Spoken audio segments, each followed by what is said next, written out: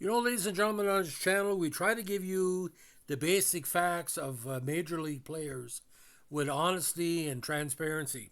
Now, I've been noticing a couple of podcasts over the last couple of years, especially by certain people that are higher up on the podcast chain.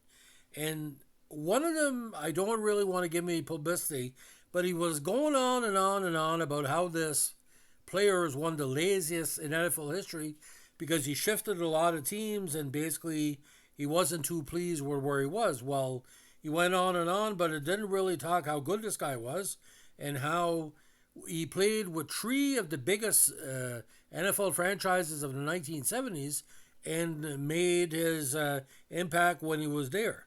Now, today we're talking about the curious case and the many lives of Otto Stowe. Now, Otto Stowe is an American football wide receiver who played 4 years in the NFL for the Broncos, Cowboys, and Dolphins. He played college football at Ohio State University.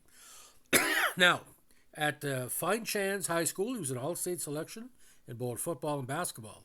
He went on to play basketball at Ohio State before focusing on football after his sophomore season and proceeded to lead the team in receiving for 3 consecutive years. He began as a defensive back before being switched to wide receiver. Now, as a senior in 1970, he had the most prolific receiving season in school history up to that point, and Iowa has done some great players. He broke the single-season school records in receptions with 59, receiving yards with 822, and touchdowns with 6. He also led the Big Eight in all 3 categories and ranked 13 nationally in receiving, earning first-team All-Big Eight honors. His 59 catches ranks 5th all-time, and his 822 receiving yards, 7th all-time in school history for a campaign. He finished career at Iowa State as his all-time leader in receptions with 132, receiving yards with 1751, and second in career touchdowns. He still ranks 3rd in career receptions and 5th in receiving yards. In 2008, he was inducted into Iowa State University Athletics Hall of Fame. Now, Stowe was selected by Miami Dolphins in the second round, 47 overall, of the 71 NFL draft. As a rookie, he was a backup to Paul Warfield, catching only 5 passes for 68 yards and 1 touchdown. He again saw limited action in his second season with 13 receptions, 276 yards, and 2 touchdowns. 6 of the receptions for 140 yards and both touchdowns came in a single Monday Night Football game against the Cardinals while replacing injured Warfield. Despite winning a Super Bowl, he requested to be traded after the season. Now, on May 10, 1973, in a very unique deal, he was sent to the Cowboys in exchange for starting wide receiver Ron Sellers and a second-round draft pick, which ended up being Benny Malone. He played on 2 Super Bowl teams, including the undefeated 1972 Miami Dolphins. Now, in 73, he was having a Pro Bowl type season, starting opposite to Bob Hayes, but suffered a broken ankle in the 7th game against the Eagles that placed him on the injury reserve and would hamper him for the rest of his career. He was replaced with rookie Drew Pearson for the rest of the campaign, but still led the team with 6 touchdown receptions and was second in receiving with 389 yards. Now, even though he was starting for the Cowboys, he wasn't happy with his contract, so he was traded to the Broncos for a 3rd-round draft choice, which ended up being John Smith on September 5th, 74. Now, in 74, he had a disappointing season after not being fully recovered from the previous injury, which limited his mobility. He appeared in 8 games while catching 2 balls for 9 yards and 1 TD. On May 6, 75, he was traded along with a 6th-round draft choice, which ended up being Art Best, to the LA Rams as compensation for signing free agent Phil Olsen. Now, on August 18th, Stowe informed the LA Rams of his decision to retire before the start of the 75 campaign. He finished his career after only 4 seasons with 43 receptions, 742 yards, and 10 TDs. In 76, he eventually became a college football graduate assistant at Washington State University. The next year, he became the wide receivers coach at the University of Pittsburgh. Now, Otto had some really, really good talent. I saw him in these early games. Kind of a comparison to a young Alvin Harper. But the bad controversy about that podcast, I don't think that was fair to him because obviously he was looking for a best fit with his career. Now,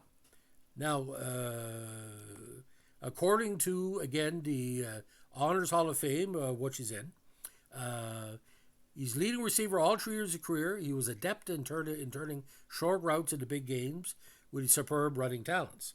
Again, established school season records and led the Big Eight in receptions, receiving TD catches as a senior in 1970. He also received invites to play in the North-South game, the All-American Bowl, and the All-American game after college. Now, he caught 13 passes again for an undefeated Super Bowl champion, and of course played in 2 Super Bowls during his 4-year career with Miami, Dallas, and Denver. Now, the idea about the undefeated team, each player in that squad was quite interesting. Now, he also became kind of a folk hero for a lot of people, because a lot of people felt he was sort of the link to Ron Sellers' deal as well. That's where the connection between Miami and Dallas. It's not too often you would see a Super Bowl team trade one of their main receivers to another Super Bowl contender.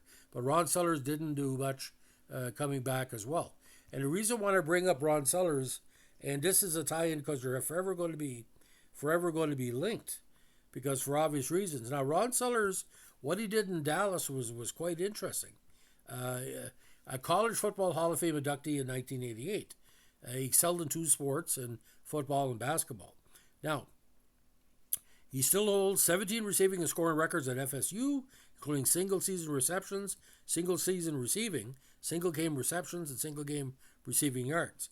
Now, he started with the Patriots, but ended up in Dallas, where he was a backup to some of the key receivers, and when he was promoted to replace Bob Hayes in a lineup in 72.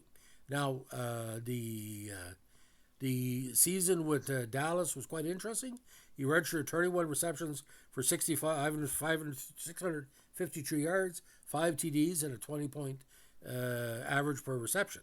Now, when he drafted for Stowe, Dallas was trying to upgrade his receiving core, but then again, Drew Pearson showed up. Actually, with the Dolphins, he only played 3 games and caught only 2 passes. So that was a freaky year for Ron Sellers. So they're forever going to be linked. But I think Stowe and Sellers, just like anything else, back then there was only 2 wide receivers. Now we have multiple wide receivers. It was a different game. But the New England Patriots, or the Boston Patriots, took him to the first round overall and ended up being all-star AFL in that 69 campaign. Now, injuries again really hurt both their careers. Anyway, but I let you decide if you are a big fan of college football. These are 2 key links of the key receivers on the college level in the late 60s into the early 70s. And Ron Sellers, boys, he had speed to burn just like Stowe. So it's all a matter of, perception is everything. So ladies and gentlemen, if you like what we're doing with our Dallas Cowboy and Miami Dolphin vintage podcast, let us know with a like, comment, subscribe, or share.